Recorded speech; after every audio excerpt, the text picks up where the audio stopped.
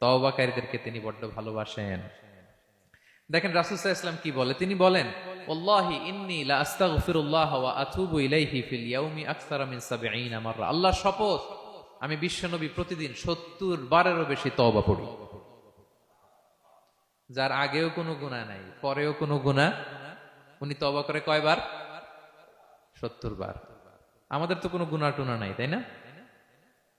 হ্যাঁ, আমাদেরও গুনাহ আছে নাকি? বস্তা ভরা। তো বিশ্বনবী যদি ৭০ বার তওবা করেন ডেইলি বেসিস, আমাদের করা দরকার কয়বার?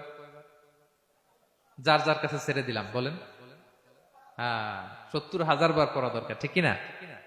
প্রিয় ভাইরা, তাওবা কি? তাওবা মানে ফিরে আসা আল্লাহর কাছে। ভুল করেছি, অনুতপ্ত হয়ে আল্লাহর কাছে ফিরে আসবো, এটার নাম তাওবা। To return back to your Lord, আল্লাহর কাছে ফিরে আসবেন। এই ফিরে আসাটাকে আল্লাহ খুব পছন্দ করেন।